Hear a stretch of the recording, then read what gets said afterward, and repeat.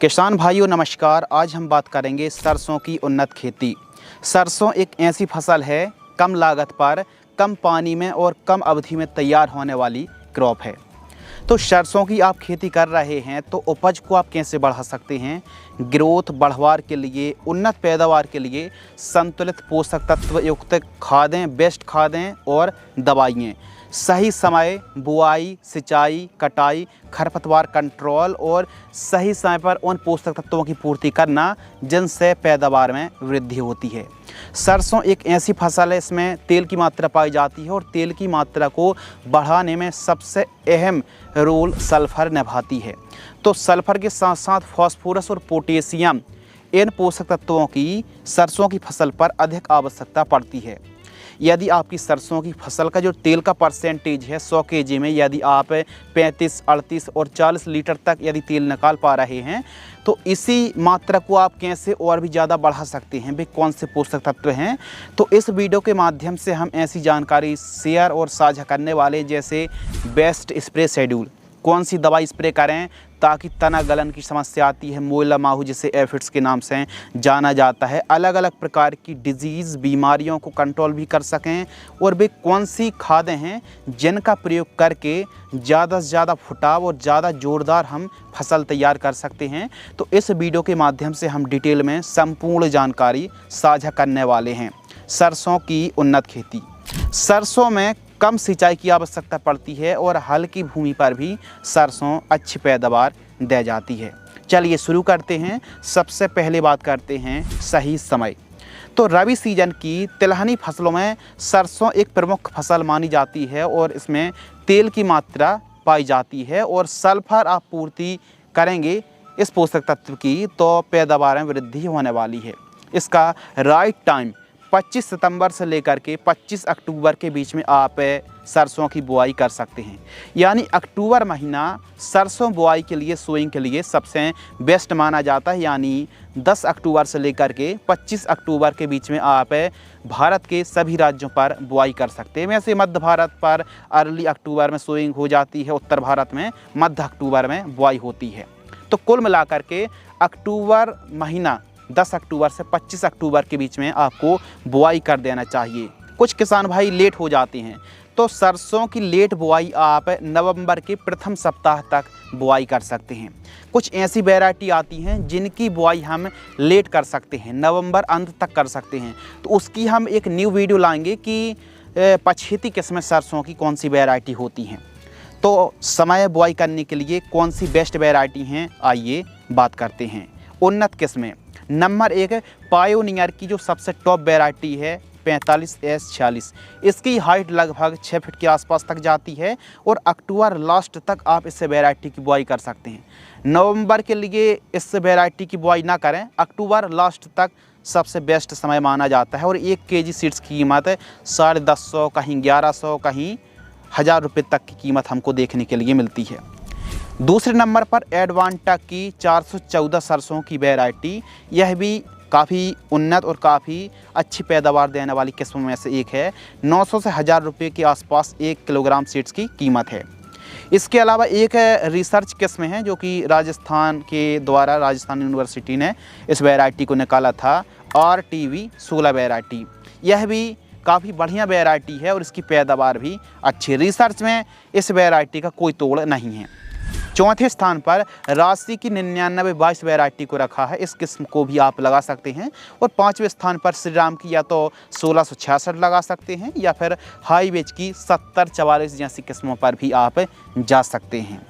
बाकी पायोनियर की 45S46 या फिर 414 जैसी वैरायटी को आप लगा करके एक अधिकतम पैदावार इन किस्मों से आप निकाल सकते हैं। बस टाइमिंग का विशेष ध्यान रखें, समय में बुआई कर दें अक्टूबर महीने पर बढ़िया खेत की तैयारी करके। कैसे खेत की तैयारी करना है? सबसे पहले तो अच्छे से 1 से 2 बार कल्टीवेटर से खेत की तैयारी कराना है, मिट्टी को अच्छे तरीके से भुरभुरी करा लेना है और जल निकास का प्रबंध हो। ऐसे खेत ना हो जहां जल भराव हो। अच्छे उत्तम जल निकास का प्रबंध वाले खेतों का आपको चुनाव करना चाहिए। अच्छे से मिट्टी को भुरभुरी करा लें और सरसों की खेती रेतीली भूमि, हल्की भूमि, दोमट भूमि पर, खासकर जो दोमट भूमि रहती है ऐसी सॉइल पर काफ़ी ज़्यादा सक्सेस मानी जाती है और हैवी सॉइल पर भी आप सरसों को लगा सकते हैं। सरसों एक ऐसी फसल है, मौसम तापमान जब मध्यम तापमान हो, ठंडक हो मौसम पर, तो आप एकदम सही समय माना जाता है बुआई करने के लिए। सबसे मेन पॉइंट बेसल डोज, जब हम बुआई कर रहे हैं तो उस समय कौन कौन से उर्वरक संतुलित मात्रा में प्रयोग करना चाहिए जिससे पैदावार अच्छी हो।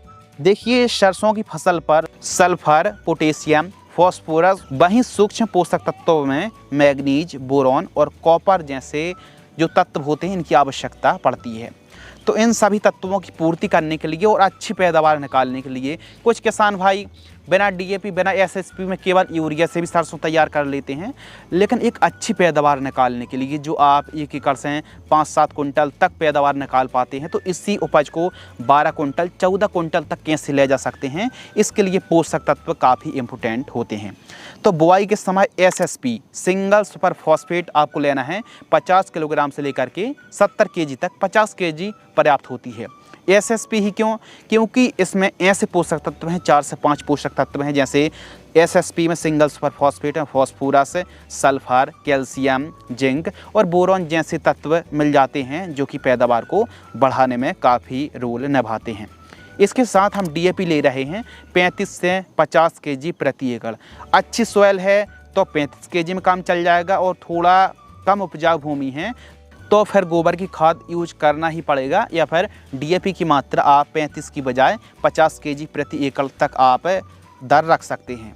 इसके अलावा पोटास आपको लेना है, एमओपी म्यूरेट ऑफ पोटास 60% वाली 30 केजी। यह दानों के भराव में, वजन में, उपज बढ़ाने में बहुत अच्छा काम करने वाली है। इसके साथ ही कभी कभी जड़ संबंधित बीमारी आती हैं, वाइट ग्रब है, दीमक है, अलग अलग प्रकार की सुंडी का प्रकोप होता है।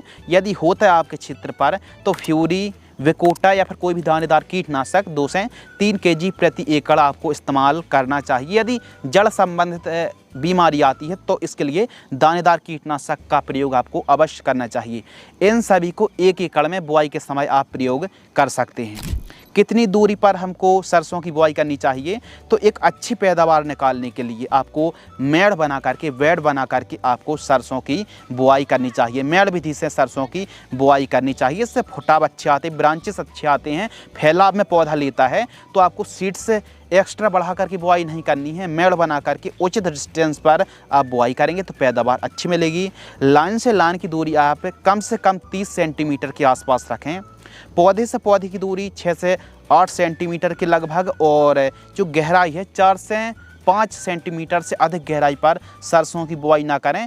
3 से 4 सेंटीमीटर बढ़िया माना जाता है। तो इस प्रकार इस डिस्टेंस पर आप सरसों की खेती करेंगे तो उपज में अच्छी वृद्धि होगी और पौधा फैलाव में बढ़ने वाला है। तो इस प्रकार आप सरसों की बुआई छिटका विधि की बजाय पंक्तिबद्ध तरीके से आप मशीनरी विधि से आप सरसों की बुआई करें। इसके साथ ही जो सिंचाई है सरसों की फसल पर, सरसों एक ऐसी फसल है कहीं कहीं पर तो बिना सिंचाई पर भी तैयार हो जाती है, लेकिन 1 से 2 सिंचाई आप करते हैं तो आपको रिजल्ट अच्छे मिलेंगे। तो 2 सिंचाई कर रहे हैं तो पहली सिंचाई कब करें? बुआई से 20 से 25 दिन की फसल होती है तो इस समय पहली सिंचाई आपको कर देनी चाहिए। दूसरी सिंचाई फूल आते समय। यदि हम फूल आते समय सिंचाई करते हैं तो फूलों की संख्या अच्छी आएगी, दानों का भराव बढ़िया होने वाला है। इसके अलावा खरपतवार कंट्रोल, तो आप चाहें तो प्री इमर्जेंट हार्बिसाइड का भी स्प्रे कर सकते हैं, फिर मजदूरों से खरपतवार को बाहर करा सकते हैं। यदि आप चाह रहे हैं कि बुआई के तुरंत बाद कौन सी खरपतवार नाशक स्प्रे की जाती है तो पेंडामेथलिन 30% EC 1 लीटर 200 लीटर पानी में घोल करके बुआई के तुरंत बाद, अंकुरण से पहले बुआई के तुरंत बाद आप स्प्रे करेंगे तो खरपतवार का जमाव नहीं होगा। इस प्रकार खरपतवार को कंट्रोल किया जा सकता है। इसके साथ ही अगला पॉइंट है स्प्रे शेड्यूल। सरसों की फसल पर बहुत इंपॉर्टेंट है स्प्रेइंग शेड्यूल कि कौन कौन सी बीमारी, रोग, डिजीज़ का प्रकोप होता है, उनको कैसे कंट्रोल किया जा सकता है। तो कुछ गिनी चुनी बीमारी आती हैं, जैसे माहू मोइला यानी एफिड्स का प्रकोप होता है। यह एक रस चूसक कीट है और पैदावार को, क्वालिटी को, उपज को काफ़ी ज़्यादा प्रभावित करता है। दूसरी बीमारी है तना गलन की। आप देख सकते हैं यह तना गलन, यह भी भयानक बीमारी है और आप बहुत पास में बुआई करते हैं तो तना गलन की समस्या बढ़ती है। और बरसात हो गई या फिर फंगस है तो इसका प्रकोप भी देखने के लिए मिलता है। पाउडरी मिल्ड्यू है, लीफ स्पॉट है, सुंडी, इल्ली, पत्ती धब्बा, झुलसा जैसी बीमारी आती हैं। तो इन सभी बीमारियों को नियंत्रित करने के लिए वन स्टॉप जो सॉल्यूशन है, पहला स्प्रे 25 से 30 दिन की फसल होती है फंगस, एफिड और इल्ली को कंट्रोल करने के लिए स्टार्टिंग के दिनों पर पहला स्प्रे हमको घरडा कंपनी की काइट 160 ml 2 साल्ट आप देख रहे हैं, M45 फंगीसाइड 40 ग्राम के आसपास और बायोबीटा जो ग्रोथ बढ़वार में अच्छा काम करेगी 40 ml 15 लीटर पानी में घोल करके स्प्रे करें शाम टाइम। सेकंड स्प्रे फूल आने के बाद, फूल आने के समय नहीं, फूल आ चुके हों उसके बाद आप स्प्रे करें, क्योंकि उस समय कुछ रस चूसक कीटों का प्रकोप बढ़ जाता है, फंगस का प्रकोप बढ़ जाता है। तो दूसरे स्प्रे पर फूल आने के बाद स्वाधीन फंगीसाइड आपको लेना है 35 से 40 ग्राम, सिमोडेस जिसमें 2 साल्ट हैं और यह रस चूसक कीटों को, इल्लियों को कंट्रोल करती है 24 ml आपको लेना है। 15 लीटर पानी में घोल करके मिक्स करके स्प्रे करें प्रति पंप। यह 2 स्प्रे से काम चल जाएगा। और कभी कभी तो ऐसी भी नौबत आ जाती है कि रोग बीमारी का प्रकोप नहीं होता है, तो एक स्प्रे पर भी काम चल जाता है कि रोग बीमारी का प्रकोप ही नहीं है, अच्छी स्वास्थ्य हरी भरी फसल है, तो फिर स्प्रे करने की आवश्यकता नहीं है, एक स्प्रे से भी काम चल जाएगा फूल आने के बाद यदि कीटों का प्रकोप होता है तब। लेकिन होता है, प्रकोप बढ़ता है, तो फिर जो हमने शेड्यूल बताया इसको फॉलो आप कर सकते हैं। जबकि खाद शेड्यूल, फर्टिलाइज़र शेड्यूल एक अच्छी पैदावार के लिए बेसल डोज तो ज़रूरी है ही।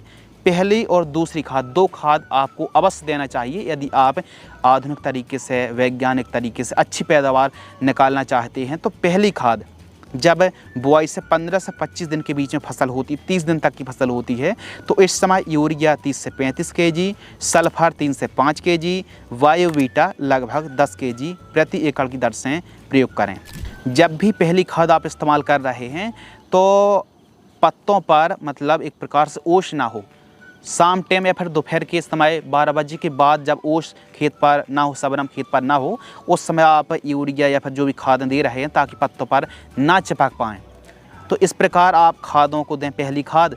दूसरी खाद, सेकंड खाद है लगभग जब फूल आ चुके हों, फूल अवस्था पर माइक्रो न्यूट्रिएंट आपको लेना है 5 kg। MOP क्यों?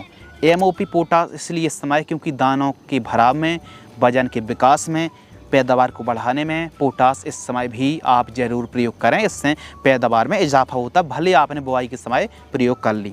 और यूरिया 30 से 35 kg प्रति एकड़ आवश्यकता अनुसार। अच्छी ग्रोथ, चाल बढ़वार, हरियाली अच्छी है तो यूरिया की मात्रा को आप आधा भी कर सकते हैं। फसल को आपको देखना है, उसके हिसाब से आपको फॉलोअप करना है। तो यह 2 खाद देने की आवश्यकता है और हो सकता है एक खाद में भी काम चल जाए, तो एक खाद में 30-40 kg तक आप यूरिया, सल्फर, माइक्रो न्यूट्रिएंट जैसी खाद इस्तेमाल कर सकते हैं। और फसल की ग्रोथ रुकी हुई है तो फिर ये 2 खाद आप ज़रूर फॉलो करें। इसके अलावा उत्पादन, पैदावार मेड़ विधि से इस प्रकार आप सरसों की खेती करते हैं व्यवस्थित तरीके से, वैज्ञानिक तरीके से, तो 1 एकड़ से आप 12 से 14 कुंटल, 15 कुंटल तक पैदावार निकाली जा सकती है, इसमें कोई डाउट नहीं है। लेकिन एवरेज 10-12 कुंटल बड़े आराम से पैदावार निकल आती है। समय अवधि 120 से 125 दिन का समय लगभग सरसों की फसल पर लग जाता है और बाज़ार भाव 6500 रुपये, 7000-8000 रुपये कुंटल तक के रेट, इससे भी ऊपर के रेट मिल जाते हैं। इसके अलावा सल्फर एक ऐसा पोषक तत्व है जो कि सरसों की फसल पर तेल की मात्रा को बढ़ाता है, इसलिए बेसल डोज में भी हम SSP में और सल्फर बेंटोनाइट में सल्फर पोषक तत्व की पूर्ति कर रहे हैं। और यह एक न्यूट्रिएंट पोषक तत्व तो है ही पैदावार बढ़ाने में। सल्फर बहुत अच्छा काम करती है, सल्फर से पैदावार में वृद्धि होती है और अधिक मात्रा में भी आप प्रयोग करते हैं तो नुकसान होने वाला नहीं है, रिजल्ट अच्छे ही मिलेंगे सरसों की फसल पर। तो हमारे किसान भाई इस प्रकार सरसों की खेती कर सकते हैं और यह जानकारी हमने प्रति एकड़ की दर से साझा करी है। हमने पूरी कोशिश करी कि इस वीडियो के माध्यम से शुरू से लेकर के एंड तक पूरी जानकारी हमने कवर करी। फिर भी कोई पॉइंट छूट गए हों तो आप कमेंट्स में अपनी राय साझा ज़रूर करें, हम कोशिश करेंगे कि आपके कमेंट का रिप्लाई तुरंत कर सकें। इसी प्रकार की जानकारी देखने के लिए, इसी प्रकार की और भी नॉलेज पर्पस वीडियो देखने के लिए आप चैनल को सब्सक्राइब भी कर सकते हैं। और यह वीडियो आपको पसंद आती है तो अन्य किसानों तक शेयर अवश्य करें। धन्यवाद।